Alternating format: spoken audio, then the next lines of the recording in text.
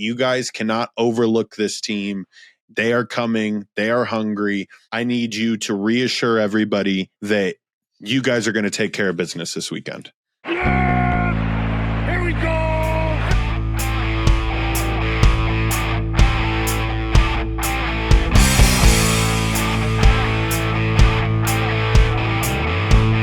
Welcome back, Pin and Pullers. We are here. This is going to be week number 4 of the Pin and Pull podcast, and I am joined with, he calls himself Pin, but he did a lot of pulling this past weekend. What's up, Junior? What up, G? Appreciate the intro, man. That was a good one. That was smooth. I did do a lot of pulling this weekend. Wasn't the outcome we wanted at all, but we got a great quarterback, so we'll be just fine. Yeah, I mean, let's hop straight into it. You did do a lot of pulling. Talon is amazing.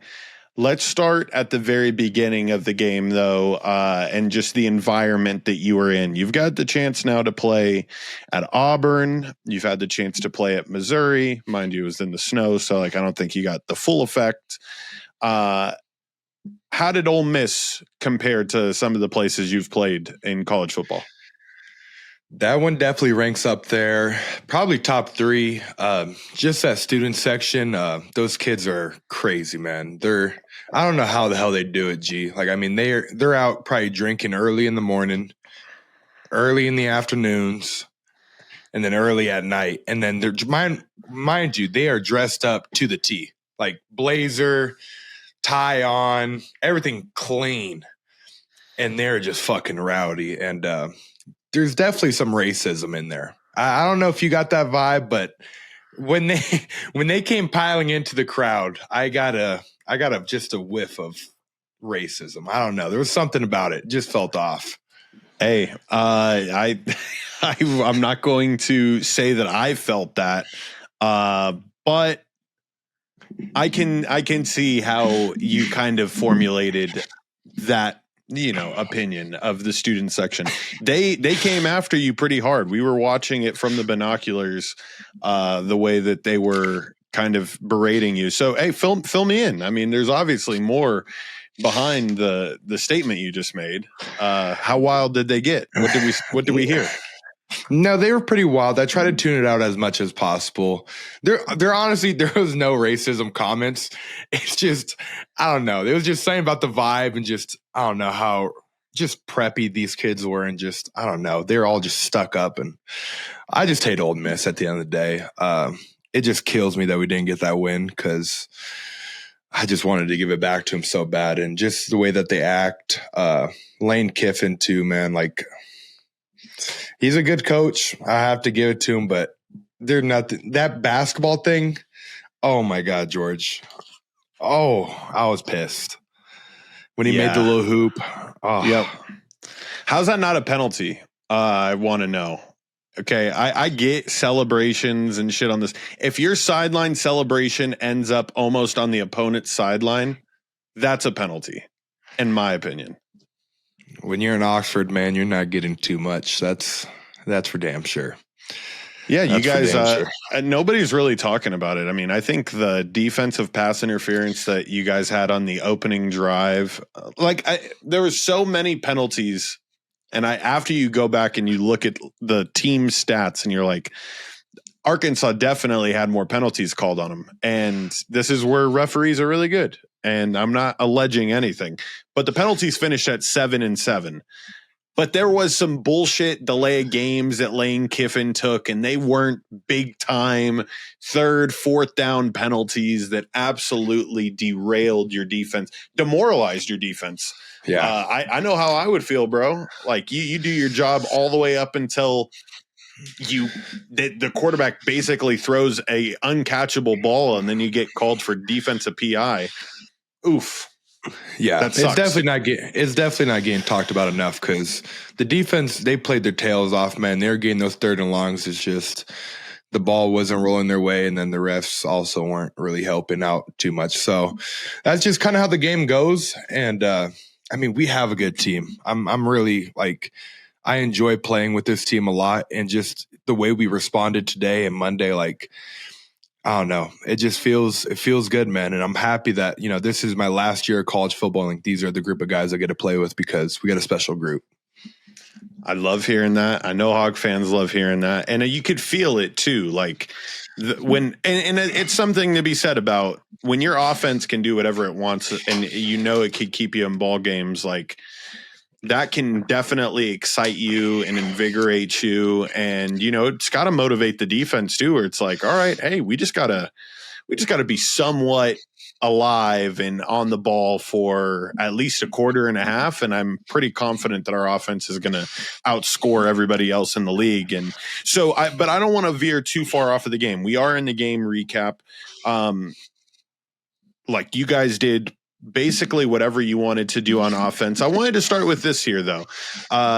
Scott Starr comes in first drive of the game. Huge spot for a freshman. I mean, yeah. I couldn't imagine a more nerve-wracking spot than kicking towards a field goal section. I think it was like a 51 or 53 yarder or something. Bottom line is you were the first person after the field goal was missed to go to him. What is that conversation like? Yeah, man. Scott's an awesome kid. Young, full of joy, man. And just kind of went up to him. I let him know, like, dude, we put you in a tough spot. Like we put you in a spot where you're having to make a 53 yarder, however far it was, into the student section. And earlier on in the game, you know what I'm saying? Like it's not one of those things where he's like, you kind of get the feel of the game and you get to kind of vibe into it. No, he got thrown right into it. And I'll just let him know, like, we're going to need him later. And we put him in another tough spot again later. Like he's a really good kicker. And I know how he is. He's going to bounce back and he's not going to let this affect him. But I mean, like, you should see this kid at practice. He made a pretty far one time in practice. Coach Pittman put him on the spot. I want to say it was like far 60s. It was definitely in the 60s, but just nailed it right down the middle and had more to him. So he's a good kicker. We got to put him in positions where he could, kind of get that feel of the ball going in. And then that's when you kind of take those big shots. I love hearing that. I really liked Scott. I just think he's got such a fun name. As soon as that first field goal went up, I said, Scotty! Like it was like he was Scotty Scheffler teeing off at the Masters after he did, Scotty! So I'm going to have to start doing that. Scotty, come on. Just a long Scotty. Okay, what else from this game that really stood out to me? I mean, you guys obviously did a lot of whatever you wanted on offense, but I have to ask, what did you guys miss and what did you see on film on Monday or Sunday and Monday that is like, okay, we did put up 35 points, chance to win the game at the end, but what can you guys do better? Yeah, I think I've said this earlier. I said this in the press conference today. We just came out so flat in that third quarter, put ourselves in a lot of second and longs. And in this league, you really can't do that. You get yourself in a second and long. Now you're fighting behind.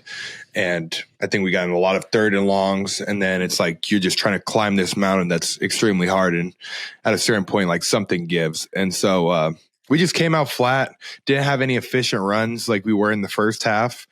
And just really killed our momentum. And, when we needed to score, we didn't get the score. And so, our standard is that we're going to score each and every time we touch that ball. And we didn't live up to that standard. And so, and partially that's on the run game and the O-line for not getting positive yards on first down. Got it. Okay, so definitely things that you guys are looking to improve on. Just those are little things that fans could pay attention to as well, right? Like nobody really thinks about your first down production. I mean, ESPN doesn't put first down production as a stat category. ESPN will put third down conversion as a stat category, in which you guys were, 9 for 12 is outstanding. And everything about this game this past weekend was everybody left happy. I hate to say it like that because obviously you guys are upset, but it's like just about everything that could have gone right for both teams went right for both teams. It came down to one play, and that's just the way that football goes. I was telling mom and dad, like, what else do you want the kid to say at the press conference? I'm not going to do that next week. Like, I mean, that's literally what this game came down to. And there's nothing really to pinpoint, in my opinion, because I do think that Ole Miss is a good team. For you to come in with a backup quarterback, it doesn't matter. The mind games that they played. They announced Austin Simmons on the starters before the game. Then Trinidad is the first quarterback to run out. Like, so many mind games. Even before that, the injury report, nobody's even on it. They bring out Luke Haas to be a captain. I guess we can wrap up from this game recap with did you get a chance to say hello to Luke, Patrick, and Braxton, Jalen Braxton? Yeah, I did. I did get to say hi to all of them. Me and PK had a really good talk, man, after the game. At the end of the day, it's all still love. Like, I know people want to make him out to be this, whatever it may be, you know. But at the end of the day, the kid, he loved, you know, we had a really good relationship, and he loved the Hogs. And obviously it didn't end the way that, you know, nobody really wanted it to. And I'm sure PK will testify to this too one day, where, you know, he wanted to be a Hog. And he was honestly one of the first people to show me what it meant to be a Hog and to love the Hogs. And so I'm forever grateful for PK and, you know, what he did with my time here. And obviously it sucks that he's gone, but he was a really good friend, and he'll be a good friend for mine for years to come. Lane Kiffin is so full of himself, Junior. 8 minutes before kickoff, where you would typically play a hype trailer for the team, try to get the crowd pumped up. It was a 2-minute hype trailer about Lane Kiffin coming to Ole Miss and building what he's built. Now, mind you, it is a fun environment. I loved it. I think atmosphere-wise, Ole Miss crushes it. Like, it was just an all-time experience this past Saturday. But only people that are full of themselves have a 2-minute hype promo 8 minutes before the kickoff of a football game. Mind you, and I'm being honest here, there was players shown in this video maybe 10% of the time out of a full 100%. 10% included players. Threw me off. Didn't like that, but I think he has I think he has a 30 for 30 coming out on him too, like in the next few weeks too. So it all adds up. Yeah. I don't like Ole Miss. I'll respect them. I do think it's a team that can hopefully, right? I mean, this is like what you got to do at this point. You guys lost to them. It is what it is. We move on. You got to hope they win out. You got to hope that they win out, and it's you two at the end in the SEC where it's like, hey, you guys remember what happened in September when these two teams met up? Like, this is a cream of the crop of college football. That's the way I feel about you guys. So is there anything else from this game that I'm leaving out before we transition onto the crazy shit that happened in week 3 of college football? I think we hit it all. Let's jump right into it. All righty, Junior. We are going to start with I'm not going to run the clip because it's just too much Brian Kelly, but I just need to hear your thoughts on Brian Kelly's post-game press conference. We play to win the game. That's a terrible question. He berates this journalist for the very first question of the game, criticizing their offense after putting up 20 points against Florida, and I want to hear what your thoughts are. I love a good press conference where a coach just goes off the wall.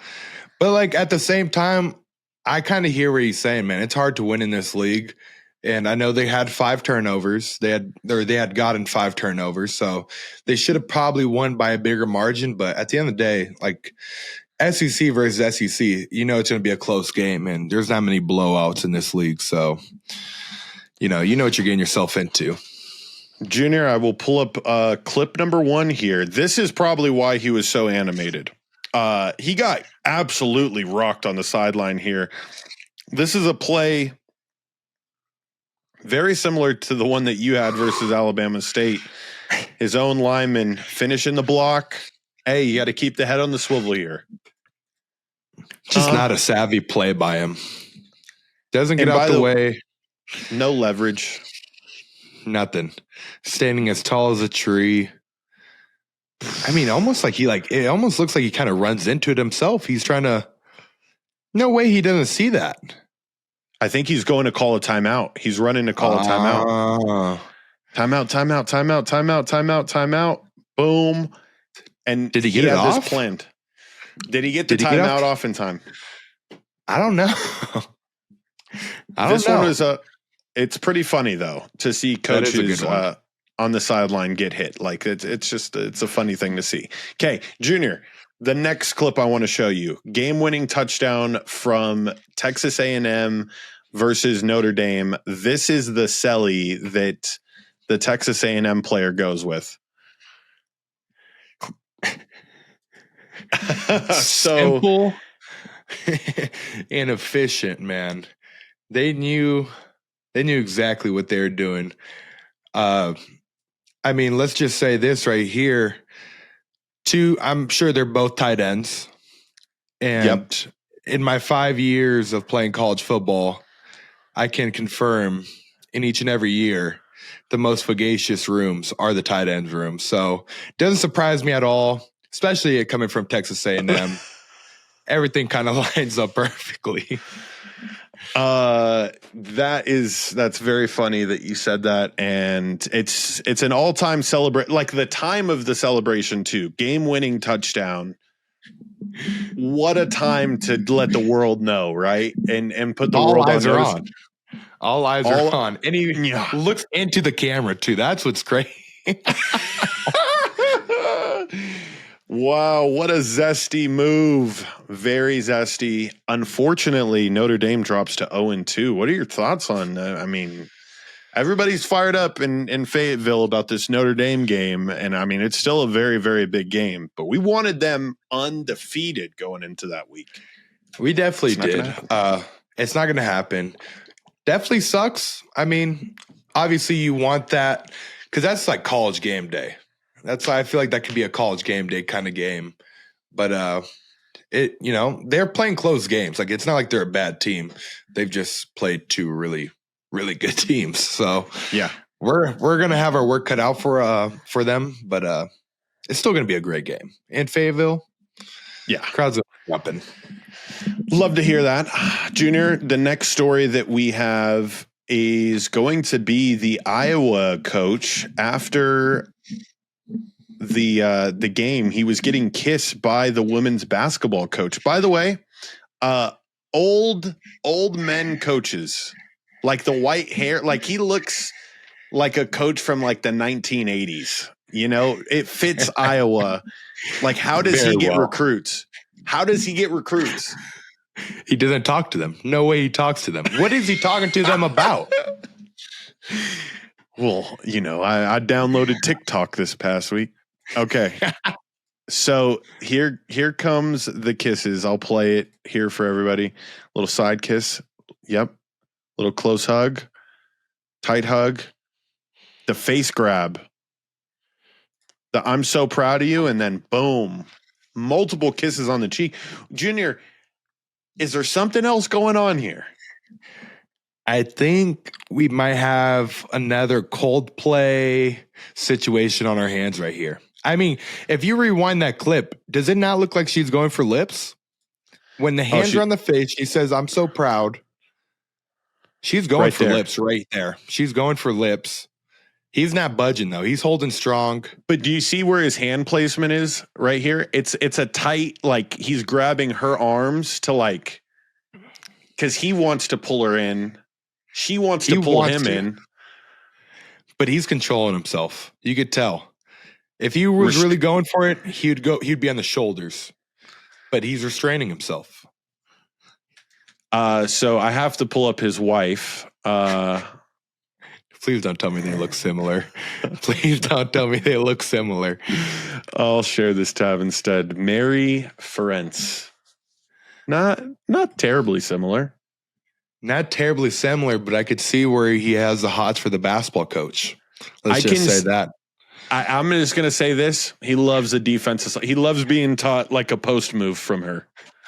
Okay. Can you show me what's a drop step again? How do you rebound? Can we practice boxing out today? Yeah, it's quite a look right here. His players are walking past him. Maybe his players are like, "Get it, coach. Get it, coach." Hold on. You can see the players too. Look at the players looking at him. They're hyped for him, man. They're like, all right. 12 has got eyes locked in on the kiss. That player says, ooh, that kiss is spicy. I think the player blew a kiss too. He's like, oh, shit. Okay. Okay. And let coach do his thing. Camera guy. Hey, look at the other camera guy too, down here in the bottom right. Tons of eyes on this. That's money shot. Mary's got to be careful. Late nights at the office in the basketball arena. Got to keep your eye. Okay, here's some more. You have another thing to add on to this? No, let's keep going. I was about to say, we fucking beat this one to death here. We did a frame by frame of two old people kissing. What is this podcast turned into? Podcast has turned into this. Kirby Smart doing a little tongue flick at the camera. Did you see this? I did. Good tongue action by Kirby. After the Tennessee game, to do the tongue action at the crowd leaving, there's so many like funny frames to be had. Yeah, bro. You know who this reminds me of a lot would do this shit? Who? Grandma. Grandma would fucking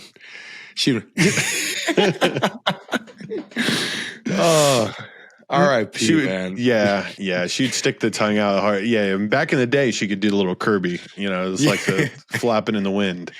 It got to a point though. She would just let it.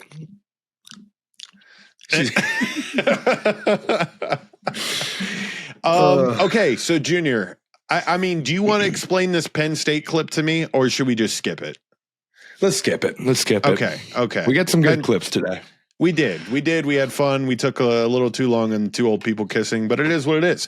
Now, we need to transition into our sponsors for today's episode. I'll start off with this. Pig's Life. I wore the sweater on the plane ride home. I was so cozy. Elite. I was so cozy. It was really nice. Other than that, I look forward to in a couple of weeks seeing Dr. Anthony at Buena Vida Chiropractic before the Notre Dame game. What else you got to shout out? Yeah, we got Activate IV taking care of me and a lot of the team before our games, and just being able to get into the cryo chamber. They have IVs, of course; those are great. So shout out to them, and then shout out One Bone for keeping me fitted up, looking good, looking slim in their clothes. Got a cool clip of the walkout, so that should be coming out soon, hopefully. Yes. And they've been awesome. One Bone's been really good to me, so shout out One Bone. Great clothes if you don't even need to be plus size, medium size, small size. One Bone fits all, man. One Bone fits all, and it's such a like I will always just be having to hang up the One Bone shirts because I wear every single color that I have every week, and it's just on repeat. Got to get on it. Got to get on it, big fellas, especially big fellas. It fits great. Now they show love. Junior, this week we go back to Memphis, Tennessee. I don't even want to hear your thoughts yet. I just want to give like my own personal rant about Memphis. So let me hear it. I want you guys to set the city on fire. I hate Memphis. Every time we've gone to Memphis, I'm not a fan. I don't see the appeal. I don't see how people are like, this is a great city. This is an underrated city. Like it sucks. Arkansas's barbecue is better. I don't want to hear anything about it. It for sure is. We go to the airport in Memphis this past weekend because we drove from Oxford to Memphis.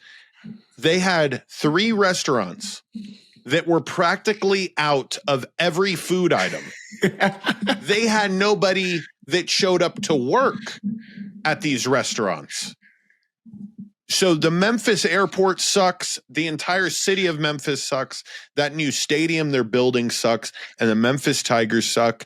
Penny Hardaway, I used to like him for his shoes, but then he goes to coach at Memphis, and now I hate Memphis. I hate everything about that fucking city, and I cannot wait to go there, have you win, and I will never, and mark my words, Wait, never no. travel Tennessee. to that city. Tennessee. I'll never. Oh, did I say state? Yeah. Oh, no, you did say city. You did say city. I'll never travel to that city again. Never. After you guys take care of business on Saturday, I'm done with. How do you feel about Memphis? They ruined my 2024 Christmas. Possibly the worst Christmas of my life. Oh man, the Liberty Bowl was cool, man. I was cool playing in it, but man, that Christmas was tough. No food spots open. It was nice. They did have Texas Day Brazil open. One positive, but earlier on in that day, practiced at a shitty, I want to say JUCO, hardest turf of my life. And I get back to the hotel. Me and some of the guys are like, let's find some food. Let's go travel Memphis on Christmas. We're walking, George, and two homeless people get into it. One of them pulls out a knife and starts chasing around the other person. And that's when I decided to head back to my hotel, and I was going to wait for team dinner. And that was my Christmas in Memphis, man. Very, very shitty, to say the least. I cannot wait to leave Memphis on the right note. Maybe I'm just thinking of it all wrong. I mean, obviously you had a bad time, but even when we went to the AutoZone Bowl, it was just a bad trip. I don't know. It left me wanting more. To be honest, it wasn't necessarily the ending of the football season I was expecting. So I'm just really hoping that this week you guys can just ruin these guys. Their defense, I watched their clips from the Troy game. The defensive line has got some size. I think that, that the defensive side is probably the best facet of their football team. What have you seen on film, and what are you guys looking forward to doing this upcoming weekend? Yeah, I haven't seen too much on their offense, but yeah, their defense, they have good size to them. They play a very complex defense where honestly, it's the one of one. We're going to see this one time, and it's going to be Memphis. A lot of random things that they do with their linebackers, but it works because it's so unique. So we got a really good game plan for them. We found out, everything that we're calling against them Monday. So that's been really beneficial to us, just kind of getting our calls down and just kind of fine tuning everything and just feeling good about the game plan.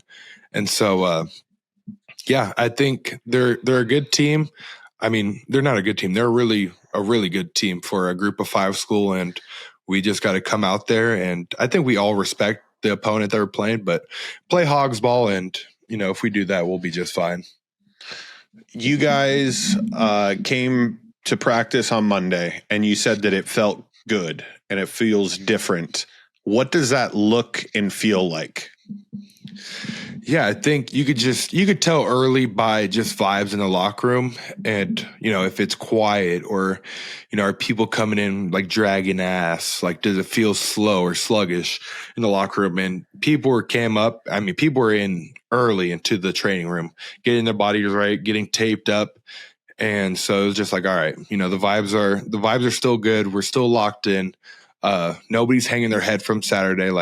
That's past us, and we got work to do now. And it just kind of speaks to the veteranness of our entire team. I feel we have very minimal freshmen and sophomores, but the ones that we do, they are locked in, and they follow the leadership really well. And so it makes the jobs of the leaders really easy.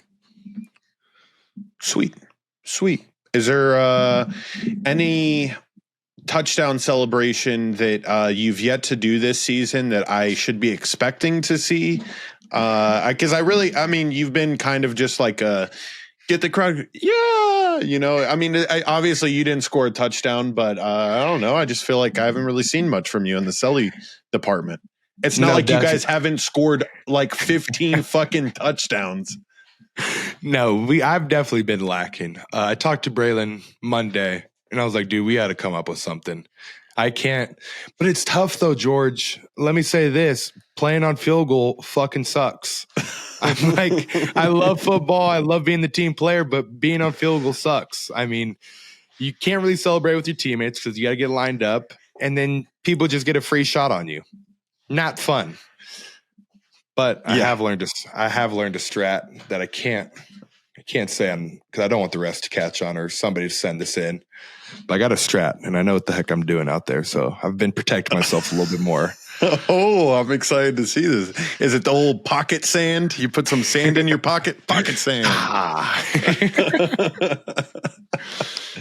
That would be funny. Maybe get some pockets cut into your shorts. Junior, you guys play Memphis, 11 a.m. Memphis, Tennessee. This is going to be on ESPN. I believe the Memphis coach was making a really big deal about how we want to play national games. And he himself said that it's the biggest game that they have on their schedule. A lot of Hog fans, I already know, are going to comment on this video and say that you guys cannot overlook this team.